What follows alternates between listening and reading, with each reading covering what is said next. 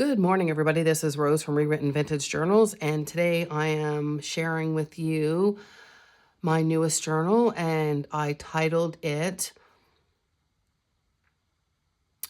what did I call it? Flowers at the Shore, I think, or Flowers Blooming at the Shore. So this is the cover, 1800s book that so the story of this. So how I did this was I made the signatures, and in between the papers, I added flowers and leaves, and I tied it all up. And then I took it on a trip to Lunenburg, and I actually threw it in the water. So in the beginning, this was not so wrinkly, and there was, I think, fabric here and here. However, when it went in the water and I drug it, that kind of uplifted the glue. However, it made gorgeous eco prints in the pages. So let's just get into it.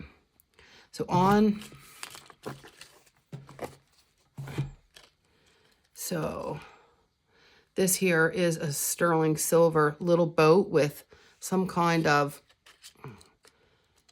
material in the sails that's like iridescent. And I hope you can see this. This here is Mystery Fog, and I think it's Peggy's Cove, and it is a slideshow or a slide. And this is from my garden, and I pressed it, dried it, and then laminated it in the piece of the cover. It is 3 signatures. The spine, I think, is either 1.25 inches or 1.5 inches. And what I did was I waxed this.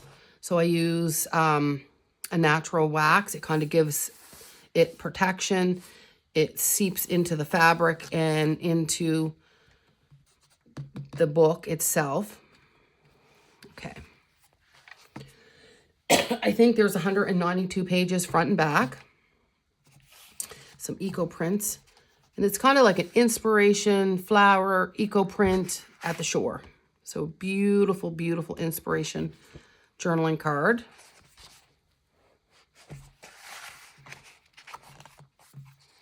I left the end papers in here.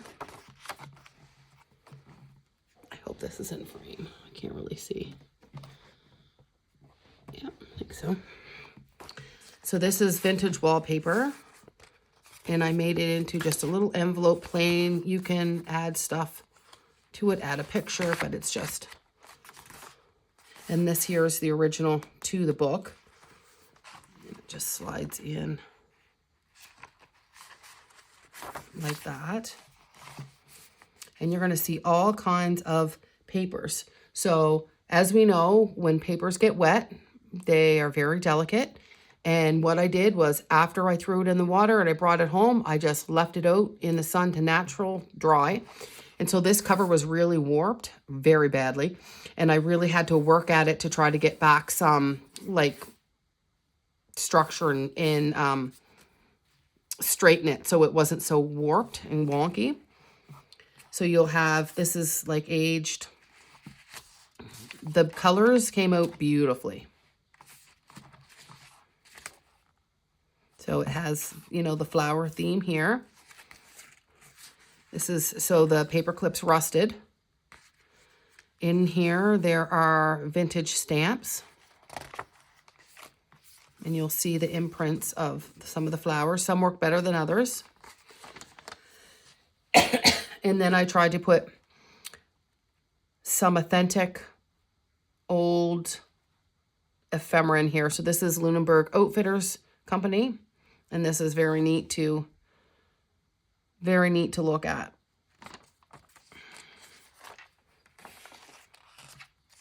Some 1800s ledger paper. Different weights of paper, different sizes of paper. So it all takes the eco dyeing differently. So this here just goes like that. And you can put a picture in here. You can add a little pocket there. And then I left that open so it can be a tuck there as well.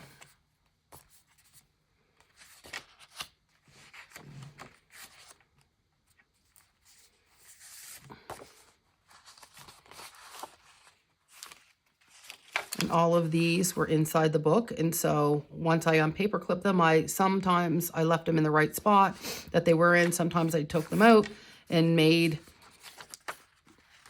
little booklets like this.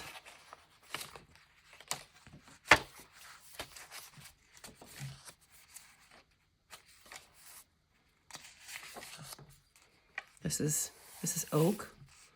This here is 1800s French book page. I just had to reinforce it because it was very brittle. This was the maple leaf. This was, I think this is a hibiscus flower. You can see the impression over here.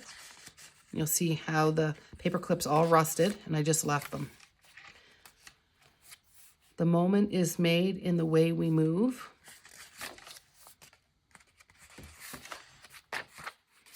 And this was in the book. This was one of my irises from my garden, and I just made a little tuck there.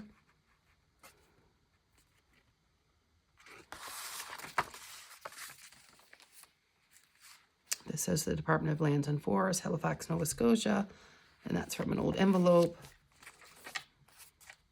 So there's a tuck in here, and this is an old cover. And then I just made that tag so it would show through there.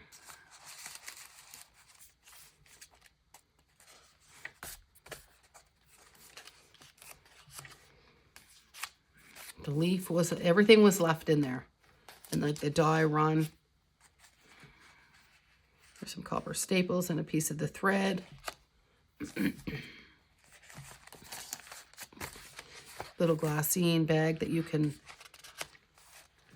excuse me, move. Here's a coin envelope. What's invisible can become tangible in how we carry ourselves throughout the day. Lots of little kind of quotes.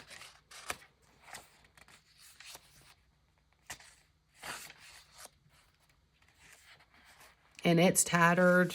I left it exactly how it was, how it dried. If it was really bad, I tried to repair it. This is an authentic stamp. The lighthouse on it.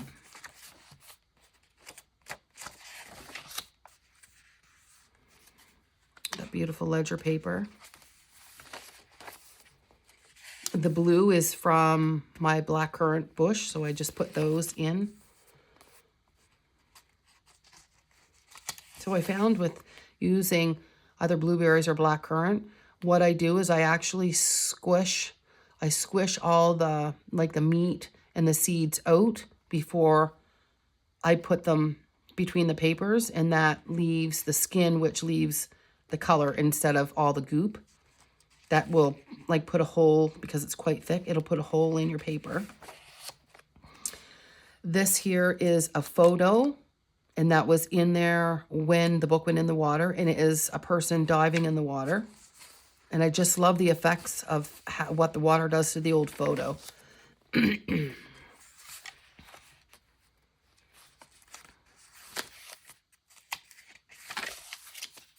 is kraft paper. This turned out beautifully. I love it. Love the impression of that. This here is Nova Scotia Glass Company, all kinds of bottles, little information about glass bottles. Roses from my garden. This is 1800s ledger paper from a little store in one of the communities in Wilmot. It's close by to me.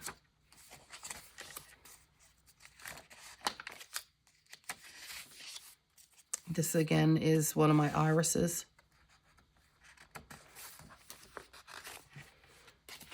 Little pocket.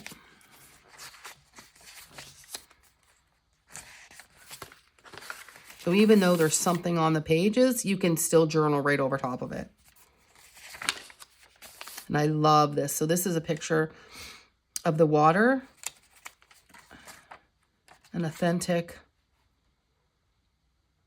manufacturers of builders finish, lumber, lace, plaster, paints, oils, roofing.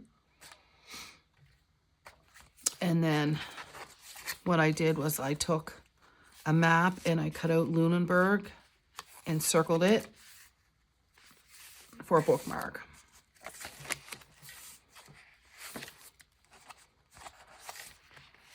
This heavier paper here, mixed media paper. The impressions, this is the second book I've done, and I threw it in the salt water, and it just absolutely makes these beautiful impressions. It's unbelievable.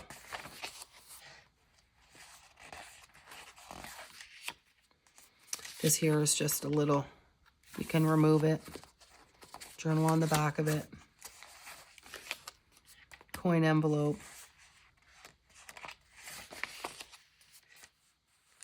This here is just an old cover, envelope cover. Nice old stamps, and then I just put some paper in there that you can journal on.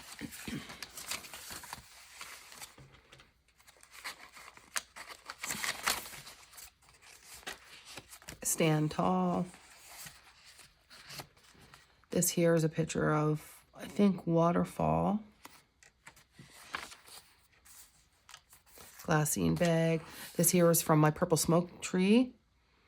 And the leaves make a beautiful impression.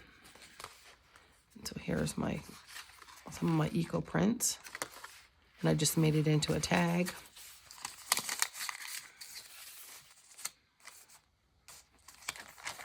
You can flip that up, the envelope up, and journal underneath it. There's a little tuck there. This here I had to reinforce with some fabric because this here was ripping there. Because it being in the water. It's a piece of fabric. I love, love, love, love the currants. And that's the currant, the leaves from the currant bush as well. This is just a piece of paper that was in there about plants, flowers. So I just left it in there because there was some eco prints in it, on it. That turned out really nice. This is some irises. See how it bled through like a couple of the pages? I just love it. Irises again. This is old paper.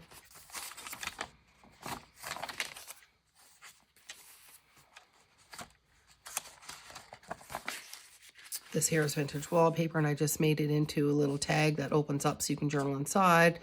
Lunenburg Foundry Company. This is an original piece of ephemera. The book page. This here is a little envelope with a little pin with sari silk, bobby pin.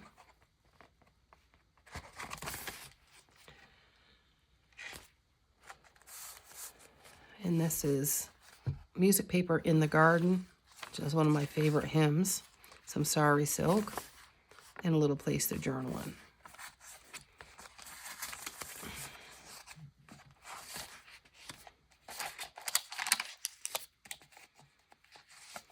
This here is just some fun stuff. Two ladies with some really nice hollyhocks. And she's not available today. The wildflowers have summoned her and asked her out to play. Tag.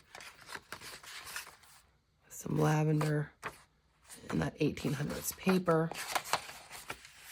And there's the back. And there's a tuck. So it's reinforced and wax. So if you want to stick something to the cover of it, it probably won't stick. But yeah, this is her. This is my newest journal. It's gorgeous. It's unique. It's old. It's eco-printed. I love it. Anyway, guys, this is already listed in my Etsy shop along with my French perfume journal that I just got done. This here is a regular book size, I think, maybe 6 by 8. And the perfume journal is 8 by 10. So thanks for watching, guys. Have a great day. Bye.